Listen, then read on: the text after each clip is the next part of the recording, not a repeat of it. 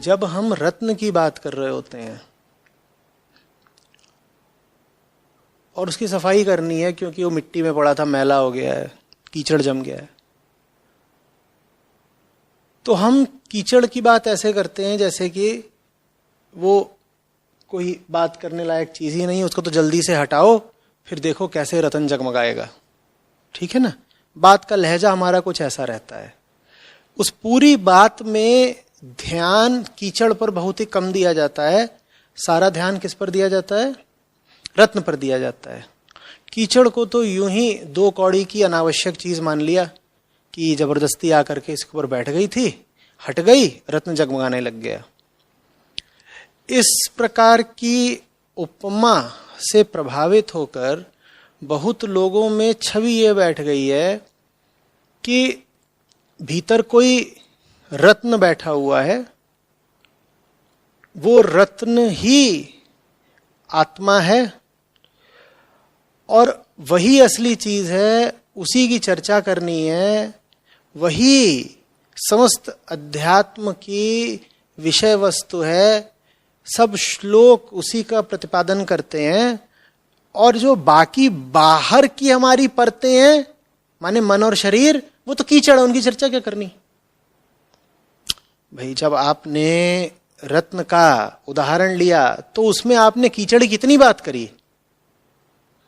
बस यही कहा कि कीचड़ तो वो चीज है जिसको जल्दी से झाड़ देना, उसकी उपेक्षा कर देनी है, हट गया। उसके बाद आप रत्न हाथ में लेके आनंदित हो रहे हैं कि आहा हा हा क्या जगमग जगमग। तो वैसा ही जब आप एक आदर्श या नमूना अपने ऊपर लगा लेते हैं तो आप रत्न तो किसको बना देते हैं? भीतर की किसी आत्मा को। और कीचड़ की परतें क्या हो गई? मन और शरीर। तो अब आप सारी बात किसकी करते हैं? आत्मा की, क्योंकि आत्मा रत्न है। और मन और शरीर की आप बात ही नहीं करते क्योंकि ये कोई बात करने की चीज है, फूंक मार के उड़ाने वाली चीजें, गंदी चीजें हैं, इन पे क्या ध्यान देना, क्या मन खराब करना इनकी चर्चा करके। नहीं, उल्टा है। यहां तक ठीक है कि आत्मा के ऊपर मन और शरीर की परतें चढ़ी हुई हैं, लेकिन आत्म साक्षात्कार का अर्थ आत्मा या हीरे का साक्षात्कार नहीं है भाई। आत्म साक्षात्कार का अर्थ है मन और शरीर का साक्षात्कार। यह भेद स्पष्ट होना बहुत जरूरी है। जब आप उदाहरण ले रहे थे हीरे का, तो उसमें आपको किसका साक्षात्कार करना है? हीरे का। वो बात उदाहरण तक ठीक है क्योंकि हीरा अधिक से अधिक क्या है? पदार्थी तो है, उसका साक्षात्कार किया जा सकता है। उदाहरण में आपने जिस वस्तु का इस्तेमाल करा है वो एक पदार्थ है, भले ही बड़ा मूल्यवान पदार्थ हो, हीरा है, उसका साक्षात्कार किया जा सकता है। ऐसे हर पदार्थ का। आत्मा थोड़ा ही पदार्थ है, उसका साक्षात्कार कैसे कर लोगे? साक्षात्कार फिर किसका करना होता है? साक्षात्कार करना होता है माया का, मन का। आत्म साक्षात्कार का मतलब ये नहीं होता कि तुम अपने भीतर देखोगे और जगमग जगमग आत्मा को पाओगे। और बहुत ध्यानी लोग इस तरह का अनुभव बताते हैं, खुद को ही धोखा देते हैं। इस तरह का आडंबर और आत्म प्रवंचना अध्यात्म में बहुत प्रचलित है कि हम तो आत्म साक्षात्कार करते हैं और भीतर से हमारे प्रकाशी किरणें उठती हैं। बल्कि कई तो आध्यात्मिक धाराएं हैं, संगठन हैं जो बाकायदा चित्र ऐसे बनाते हैं कि एक व्यक्ति है जो किसी योग मुद्रा में बैठा हुआ और उसके भीतर से प्रकाश की किरणें विकीर्ण हो रही हैं, और तत्काल आपको लगता है कि जरूर हीरे जैसी कोई आत्मा यहाँ हृदय के आसपास कहीं स्थित है, और देखो उससे चारों तरफ प्रकाश विकीर्ण हो रहा है। नहीं, ऐसा कुछ नहीं है। देखा है कि नहीं देखा है? वो ध्यानी बैठा हुआ है ऐसे आसन मार के, आंखें बंद करके, आंखें बंद कर रखी हैं और भीतर से प्रकाश उठ रहा है। और जहां वो चित्र देखा नहीं कि बहुत सारे ध्यानियों को प्रकाश उठने ही लग जाता है, तो हमें भी हुआ, एकदम सतरंगी था। नहीं,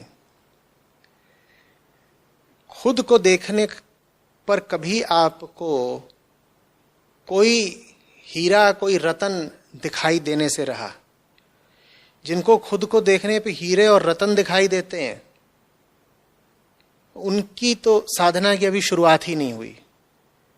वो तो अभी बच्चों के खेल खेल रहे हैं। खुद को देखने का मतलब है अपने विकृत और कुत्सित रूप को देखना, अपनी वृत्तियों को देखना, अपने आंतरिक छल कपट को देखना। और क्या है देखने के लिए? खुद को देखने का कौन सा आप दिव्य अर्थ निकाल के बैठे हुए हैं? और बड़े रूमानी तरीके से बात की जाती है। जब भी खुद को देखने का कोई प्रसंग आता है तो ऐसी बात की जाती है कि मैं जा रहा था, ऐसा हुआ वैसा हुआ, और फिर मैंने खुद से खुद को देखा। ऐसे न जाने किसको देख लिया हो, कौन सी बड़ी सुंदर चीज देखने को मिल गई। तुम हो क्या? खुद। खुद माने मलमूत्र तो हो, और क्या हो? टट्टी देख के शायरी आ जाती है तुम्हें? तो फिर इसमें इतना ज्यादा कवि भाव कैसे उठाया कि मैंने खुद को देखा और आहा हा क्या बात थी। जो कोई खुद को देखेगा वो भौचक्का रह जाएगा, क्योंकि अपनी कारगुजारियों से, अपने भीतर के दानों से तो तुम खुद भी पूरी तरह परिचित नहीं हो भाई। जो देखेगा खुद को वो हैरान रह जाएगा, उसको समझ में नहीं आएगा कि ये दिख क्या गया है, क्या बैठा है मेरे भीतर। तुम्हें क्या लग रहा है तुम्हारे भीतर कोई अति सुंदर और प्रकाशित और दिव्य और शीतल और आनंदप्रद सत्ता बैठी हुई है? हाँ, आप ऐसा मानना चाहेंगे, क्योंकि ऐसा मानना अहंकार को बहुत अच्छा लगता है। भीतर बैठा हुआ अहंकार है। समझो पूरा गणित। भीतर कौन बैठा है? अहंकार। अब आप जब कह रहे हो जो मेरे भीतर बैठा है, आहा, मैंने आंख बंद करी और आत्म साक्षात्कार किया, और जो भीतर बैठा हो कितना सुंदर था, कितना पवित्र, क्या पावन था, तो वास्तव में आप सुंदर और पावन किसको बोल रहे हो? अहंकार को बोल रही हो कि भीतर तो वही बैठा है। अहंकार खुश करे, बिल्कुल आत्म साक्षात्कार बहुत अच्छी बात होती है, और करो, सबको कराओ। जो सही में खुद को देखते हैं उन्हें वितृष्णा हो जाती है, घृणा उठते हैं। इसीलिए तो सचमुच खुद को देखने वालों की तादाद इतनी न्यून है। कौन देखे अपने आप को अपने झूठे चेहरों और नकाब के बिना? बाहर बाहर आपको आदमी की जितनी विकृतियां और कुरूपताएं दिखाई देती हैं, वो तो फिर भी नैतिक मापदंडों के कारण बहुत दबी हुई और छुपी हुई अभिव्यक्तियां हैं। भीतर जो बैठा है वो बाहर तो पूरी तरह अभिव्यक्त होने भी नहीं पाता, क्योंकि बाहर सामाजिक वर्जनाएं हैं, नैतिक कायदे हैं। आपको पूरी छूट मिल जाए, बाहर किसी किस्म के दंड का या वर्जना का भय न रहे, फिर देखिए अपना पाशविक रूप, फिर देखिए कि भीतर किस किस तरह के जानवर बैठे हुए हैं, क्या क्या निकलेगा भीतर से। वो सब कुछ जो गड़ा बैठा है भीतर और बाहर निकलने की राह खोज रहा है, उसको देख लेना बिना बेहोश हुए, बिना वमन किए, बिना भय के मारे कदम पलटे, ये कहलाता है आत्म साक्षात्कार। जब तुम्हें दिखाई दे कि कितने घटिया आदमी हो तुम, तब समझना कि आज कोई आध्यात्मिक घटना घटी है तुम्हारे साथ, और तुमको पता चले कि आहा हा, मैं तो प्रेम का पंखी हूं, इशक का जुगनू हूं, और इस तरह की तुम्हारी धारणा बने अपने बारे में, तो समझ लेना कि अभी तुम्हारी टुन्न वाली शायरी ही चल रही है। अभी सत्य से बहुत दूर हो तुम, अभी शायरी कर लो पहले।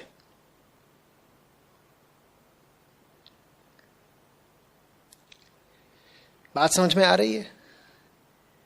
आत्म साक्षात्कार का ये मैं बात दर्जनों बार पहले बोल चुका हूं, आज फिर जोर दे के बोल रहा हूं, क्योंकि कितना भी मैंने बोला होगा समझ में तो किसी को आ नहीं रही।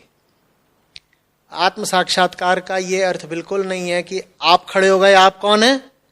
अहंकार, और आपके सामने खड़ी हो गई हीरे जैसी जगमग जगमग आत्मा, और आप उसको देख रहे हैं और आप कह रहे हैं वो मैं हूं। अगर वो आप हैं तो इधर जो खड़ा होकर देख रहा है वो कौन है? कितनी विचित्र बात है। पर आत्म साक्षात्कार का आपका जो मानसिक मॉडल है वो कुछ ऐसा ही है कि मैंने खुद को देखा, ये मैं हूं और मैं खुद को देख रहा हूं, वहां मैं खड़ा हुआ हूं, वहां मैं खड़ा हुआ और मैं बिल्कुल ऐसे जैसे दिवाली में घर हो जाता है, एकदम जगमगा रहा हूं, चीनी झालर लटकी हुई है मेरे ऊपर से लेकर नीचे तक।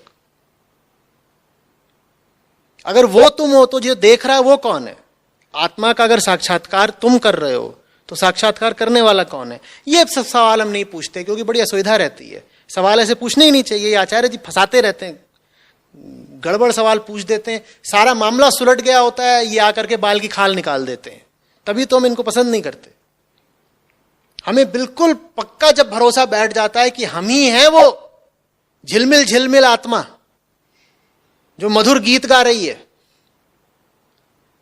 झिलमिल सितारों का आंगन होगा, रिमझिम बरसता सावन होगा, तभी ये बीच में आकर खड़े जाते हैं, सब बादल वादल छटा देते हैं और कड़वी बात बोल करके मजा ही किरकिरा कर देते हैं। ध्यानियों को, योगियों को, और खास तौर पे ऐसे लोगों को जिनका आत्म साक्षात्कार हो चुका है, उनको तो मुझसे जबरदस्त दिक्कत है। कहते हैं ये नमूना इसका खुद तो हुआ नहीं है, ये खुद ही बोलता है। जब इसका खुद हुआ नहीं है तो कम से कम जो हमारा हो चुका है उस पर तो ये कीचड़ ना उछाले। मैं क्या करूं, मेरा तो काम ही यही है।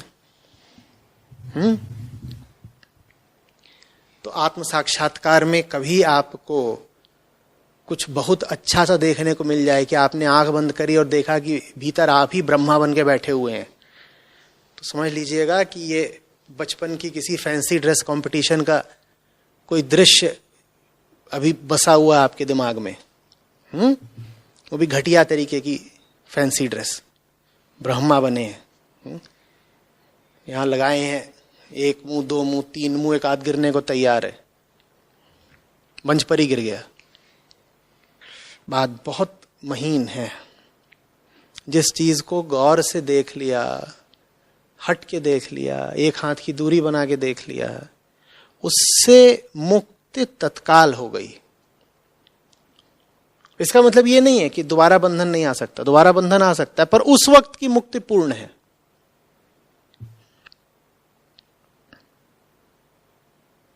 बात समझ में आ रही है? उससे ज्यादा मुक्त कोई नहीं। जिसे साफ साफ दिख रहा है, तत्क्षण दिख रहा है, बंधन के पल में दिख रहा है कि वो कितना ज्यादा बेड़ियों की गिरफ्त में है। बाद में नहीं, अभी। कुछ करते ही, कुछ सोचते ही, बल्कि कुछ करने से भी आधा क्षण पहले, कुछ सोचने से भी आधा क्षण पहले, कि विचार आने ही वाला है उससे पहले तुम्हें दिख जाए विचार कहां से आ रहा है, कि कर्म तुम करने ही वाले हो उससे ठीक जरा सा पहले तुम्हें दिख जाए तुम कहां से करने वाले हो, कौन करवा रहा है तुमसे, कर्ता कौन है, कर्ता का स्वामी कौन है। मुक्त हो गए तुम। यही तो मुक्ति है। तुम कर जाते, तुम करने से बच गए। तुम बोल जाते, तुम सोच जाते, तुम बदल जाते, तुम वही हो जाते जो तुम्हारे भीतर बैठा अहंकार तुम्हें कर देना चाहता था। तुम बच गए क्योंकि तुमने देख लिया। जैसे पटरी पे खड़े हो तुम और ट्रेन चढ़ी आ रही है और चढ़ जाए तुम पर, उससे आधा पल पहले तुमने देख लिया, बच गए ना। जिसने देख लिया वो बच गया, जिसने नहीं देखा वो पच गया। बचते हो या पचते हो ये इसी पर निर्भर करता है कि आधा क्षण पहले भी ट्रेन को देख लिया कि नहीं देख लिया। पटरी से हटना कोई समय थोड़ी लेता है। क्या लगता है एक झटके में फान जाओगे? बस दिखनी चाहिए कि आ रही है। बात समझ में आ रही है? इसी तरीके से श्रवण होता है। जब तुम कहते हो आत्म साक्षात्कार किया या आत्म दर्शन किया, तो उसका मतलब यह नहीं है कि आत्मा को देख लिया, उसका मतलब यह है कि ट्रेन को देख लिया। ट्रेन क्या है? माया। इसी तरीके से श्रवण होता है। दर्शन माने ट्रेन को देख लिया, श्रवण माने भी ये नहीं कि भीतर से आत्मा की आवाज उठ रही थी वो देख ली। श्रवण माने ट्रेन की सीटी सुन ली। ट्रेन को देख लो तो भी फान जाओगे, और आधा क्षण पहले ही कान में इंजन की सीटी पड़ गई तो भी बच जाओगे। तो दर्शन और श्रवण दोनों का मतलब समझ लो। ईश्वर का दर्शन कुछ नहीं होता, माया है जो दिखाई देती है और देख लेनी चाहिए। इसी तरीके से कोई आसमानों की आवाज नहीं है, कोई आकाशवाणी नहीं होने वाली जो तुम्हें सुनाई पड़ेगी। तुम्हें तो बस यह सुनाई पड़ जाना चाहिए कि गुरु चेता रहा है। इंजन की सीटी किस लिए होती है? चेताने के लिए। तो श्रवण इसी बात का करना होता है। गुरु की आवाज इंजन की सीटी जैसी है कि बेटा अभी तुम कचरे जाने वाले हो। ऐसा थोड़ी है कि और कोई बहुत दिव्य बात है। ये उपनिषद पूरा क्या है? ये सीटी ही तो है, सीटी है। माया का बस चले तो इंजन ही इंजन हो, उसमें सीटी ना हो। गुरु कौन है? जो माया के माथे पर बैठ गया है सीटी बन के, कि तू जा रही है उसको कचरने, जब तक तू उससे पहुंचेगी उससे पहले ही मैं बच जाऊंगा कि उस तक आवाज पहुंच जाए। क्यों? क्योंकि ध्वनि की आवाज इंजन की आवाज से ज्यादा तेजी से चलती है। ध्वनि की गति इंजन की गति से ज्यादा है। तो माया पहुंचेगी उससे पहले गुरु पहुंच जाएगा आवाज मार के। माया को तो पूरा इंजन लेके जाना पड़ेगा। गुरु इंजन पे ही चढ़ के बैठ गया है, माया पे ही, वो वहीं से आवाज मार देता, आ रही है। अब तुम न सुनो तो तुम्हारी मर्जी। ये श्रवण है। बात समझ में आ रही है? श्रवण में इस चक्कर में मत रहना कि गुरुदेव तुमको बहुत मीठी मीठी और ऊपरी बातें बताएंगे कि आहा आकाश लोक है और वहां तुम्हें पहुंचना है और वहीं पे तुम्हारी असली आत्मा है।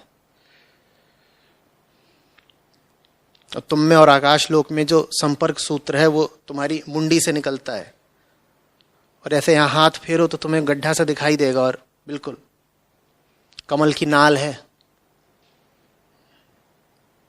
गुरुदेव ये सब बता रहे हो तो जान लेना कि अभी तो इनके मुंह से माया ही बोल रही है।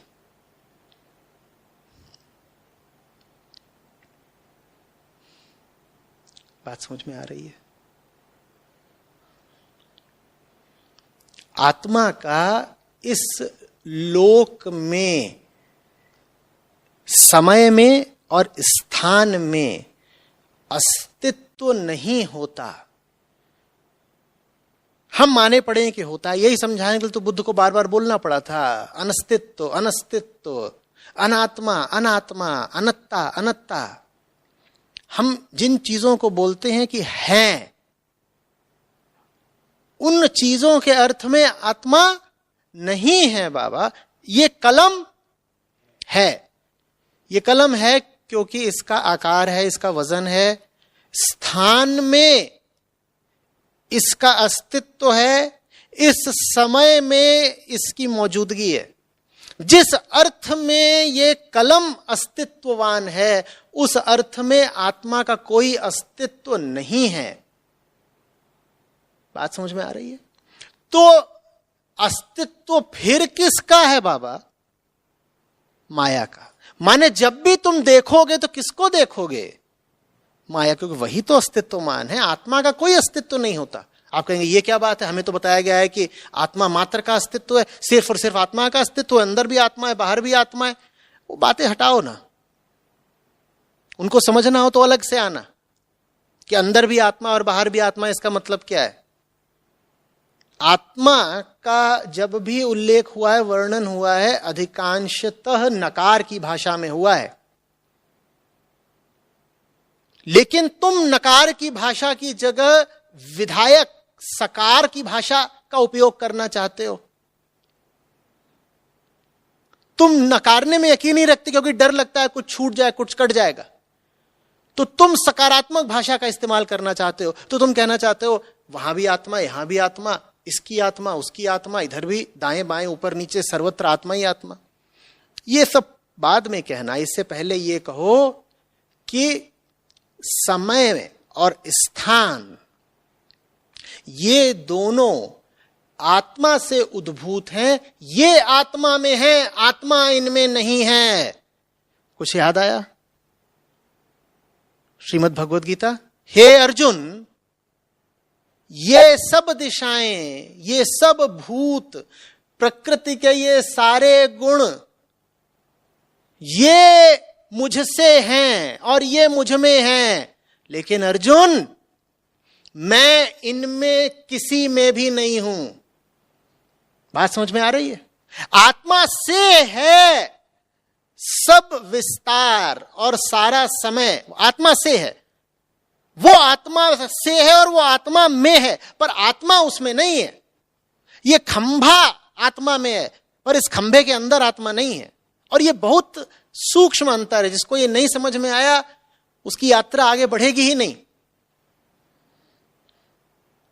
समझ में आ रही है बात? तो जिस अर्थ में ये कलम हमें अस्तित्वमान लगती है, आत्मा अस्तित्वमान नहीं है। समझे? बुद्ध जैसा ही कोई तत्वदर्शी होता है जो इस राज को समझता है। मेरी दृष्टि में बुद्ध से बड़ा वेदांती ढूंढना मुश्किल है।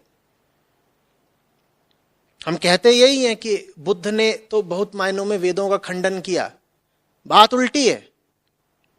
बुद्ध वेदों को जितना समझे उतना और समझने वाला दूसरा नहीं था, और बिल्कुल सही बात कह रहे थे वो, वेदांत सम्मत बात कह रहे थे वो। लोगों ने आत्मा को नदी पहाड़ बना रखा था, लोगों ने आत्मा को भी इधर उधर की चीज बना रखा था कि वो भी तो कोई चीज ही है, या मन का कोई विषय ही है आत्मा। बुद्ध को फिर कहना पड़ा, ना बाबा, जो तुम सोच रहे हो वो नहीं है। तो उनकी पूरी भाषा ही फिर नकार की रही, काटने की रही।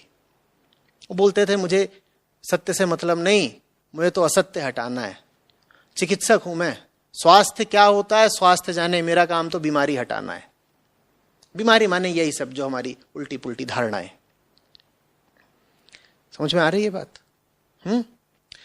तो अब समझो कि शोकादि दूर करने का क्या मतलब हुआ। तुम देखोगे जब,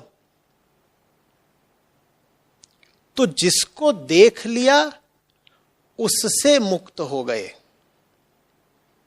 कैसे मुक्त हो गए देखते ही? क्योंकि अगर माया देख रही होती तो माया को पहचान नहीं पाती। देखने का मतलब ही है ना कि देखा, ठीक से देखा। देखने का ही मतलब थोड़ा ही है कि खंबे को देखा और लगा कि पेड़ है। तो अगर सच देखा तो देखने वाला कौन है फिर? जिस क्षण में तुम देख गए उस क्षण में तुम कौन हो? जिस क्षण में तुम सच देख गए कि माया का सच क्या है, माया को चीर गए तुम, ठीक उस क्षण में तुम कौन हो? तुम सच ही हो गए। यह है देखने की कीमिया। वास्तविक दर्शन छोटी बात नहीं होता है, इसीलिए बार बार कहा गया है देखो देखो। सीइंग, समझ रहे हो बात को? झूठ झूठ को नहीं पकड़ सकता, यह सूत्र समझ लेना। अंधेरा अंधेरे को नहीं पकड़ सकता।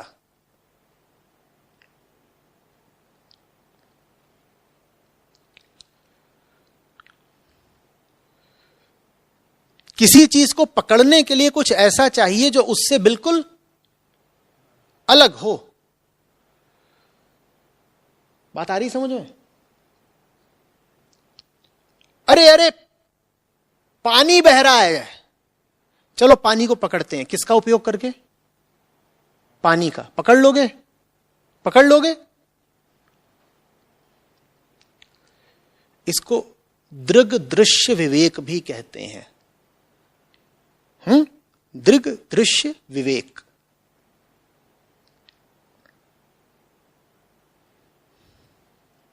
तो वास्तव में जब तुमने देखा तो देखी जा रही वस्तु से तुम पूर्णतया भिन्न हो गए। दृश्य अलग है और दृग अलग है। दृग माने आंख। जिसने बिल्कुल साफ साफ देख लिया या सुन लिया, उसने देखी जा रही वस्तु या सुने जा रहे विषय से एक भिन्नता, आयामगत भिन्नता स्थापित कर ली। तो जिसने अपने भीतर के कचड़े को देख लिया, वो कचरे से भिन्न हो गया। जिसने अपने भीतर के शोक को देख लिया, और हमारे भीतर शोक ही शोक है, तभी तो हमें इतना सुख चाहिए। कभी सोचा नहीं तुमने? हर आदमी क्या मांग रहा है? दुख की सुख? सुख मांग रहा है। सुख कब मांगेगा आदमी? दुख में होगा। तो हमारे भीतर बहुत शोक है। इसीलिए तो जो मुक्त हो जाता है उसकी सुख की चाह बहुत कम हो जाती है, शून्य हो जाती है। और ये मुक्ति का लक्षण होता है कि आदमी जैसे जैसे मुक्त होने लगता है वैसे वैसे वो सुख मांगना या उत्तेजना मांगना, प्रसन्नता मांगना कम कर देता है। दुख तुम्हारा जितना बढ़ेगा, सुख की तुम्हारी तड़प उतनी बढ़ेगी। तुम उतना ज्यादा लालायित होकर भागोगे मनोरंजन की ओर।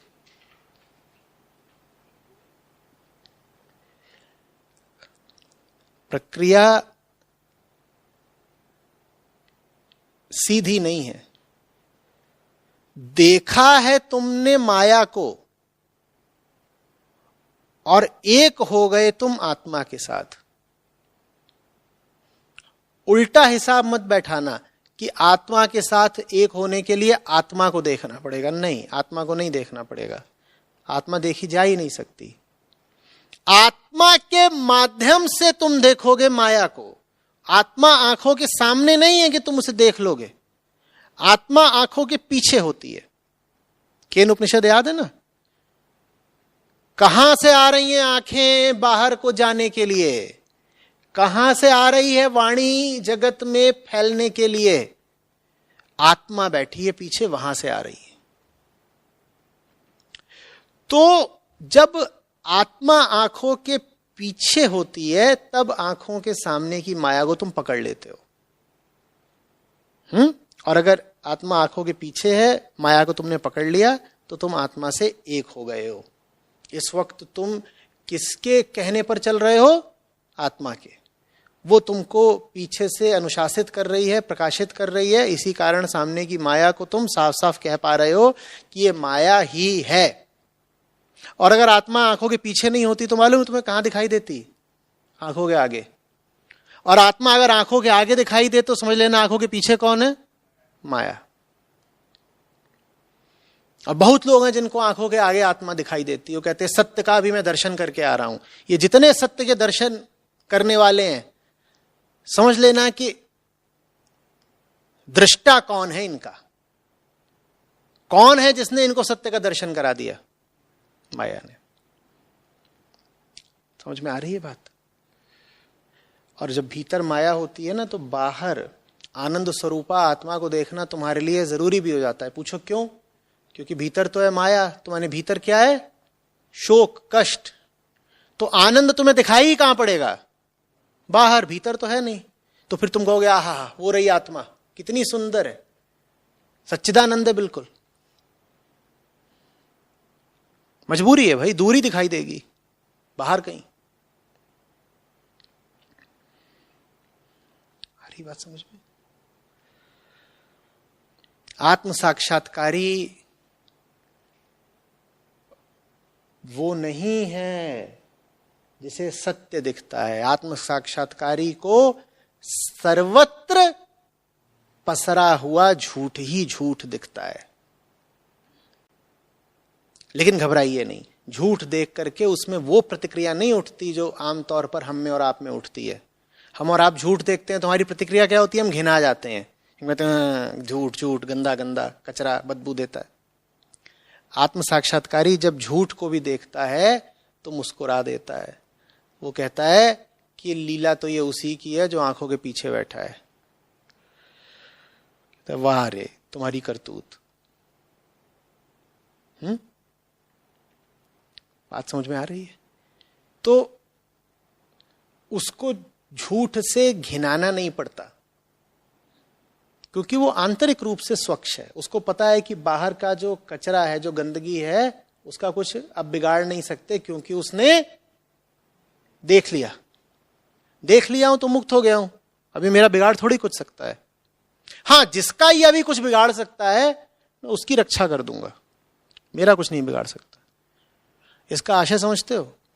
इसका आशय यह है कि आत्म साक्षात्कारी माने वो जिसने माया का दर्शन कर लिया, अब वो कचरे में कूदने से घबराएगा नहीं, बल्कि वो अधिकांशतः कचरे में ही पाया जाएगा। क्यों? क्योंकि उसे कचरे से अब डर नहीं लगता। समझ में आ रही है बात? वो अकेला है अब जो अधिकारी हो गया है कचरे में प्रवेश करने का। वो अकेला है जिसको अब मलिन नहीं किया जा सकता, क्योंकि वो भीतर से निर्मल हो गया है। तो अब वो निडर होकर के हर तरह की गंदगी में प्रवेश कर जाता है। बाहर बाहर से उसमें गंदगियां लग भी जाती हैं, दाग धब्बे लग भी जाते हैं।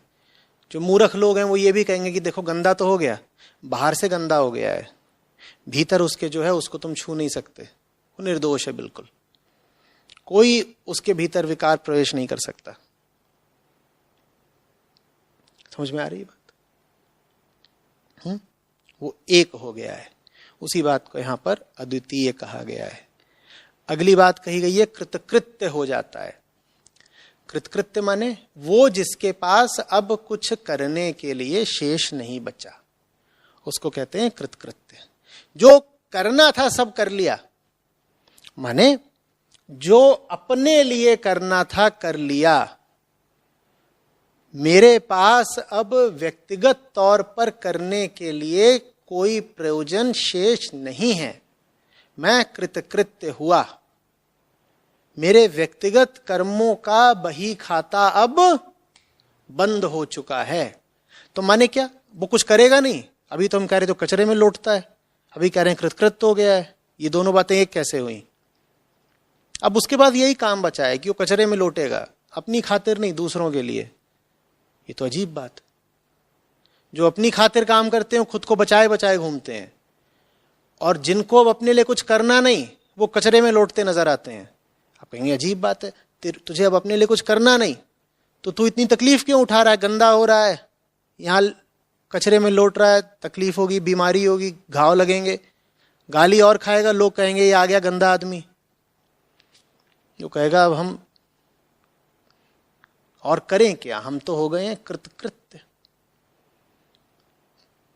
अपने लिए तो हमें अब नहाना भी नहीं है, नहाएंगे भी तो अब दूसरों की खातिर, कि भाई दूसरों को कहीं हमसे इतनी दुर्गंध ना आए कि वो हमारी बात ही सुनने को तैयार ना हो। तो दूसरों के सामने जब पड़ेंगे तो नहा लेंगे और कुछ वेशभूषा ऐसी कर लेंगे कि दूसरे भाग ना जाएं घिना के। अपने लिए क्या करना है? हमारा खेल खत्म हो गया, हम निवृत्त हो गए। कहीं को भी चल सकते हैं, कहीं को भी जा सकते हैं, कुछ लेना देना बचा नहीं है, सबका हिसाब चुकता कर दिया, सारे कर्मफल निपटा दिए हैं। बात समझ में आ रही है? इससे ज्यादा मौज की हालत हो नहीं सकती जीने की कि कृतकृत्य हो जाओ और कृतकृत्य हो करके सब तरह के कृत्यों में डूब पड़ो। कृतकृत्य माने मुझे जो करना था वो मैंने कर लिया। तो इसका मतलब क्या? अब कोई कृत्य नहीं करूंगा ना, करता अब बचा नहीं, अब तो कृत्य ही कृत्य है। जब तक करता था तब तक कृत्य करता था, कर्ता को निपटाने के लिए। अब कर्ता निपट गया तो अब क्यों कृत्य करता हूं? अब वैसे ही जैसे इधर से उधर कोई जानवर डोले,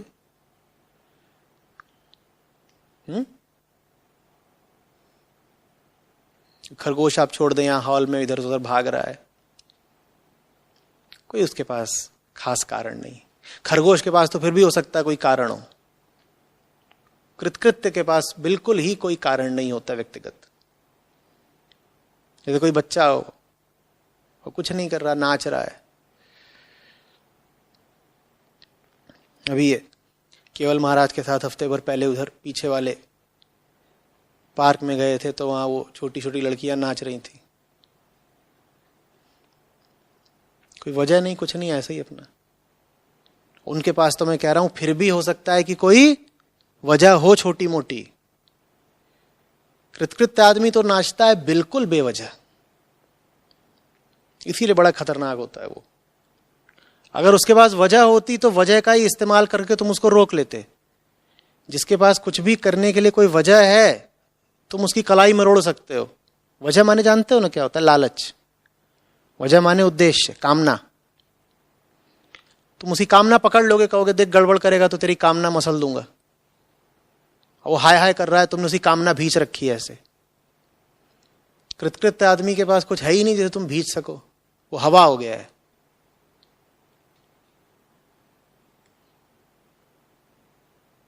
मौज आ रही है? ट्रेन भी आ रही है, खबरदार रहना, बहुत मौज में मत आ जाना।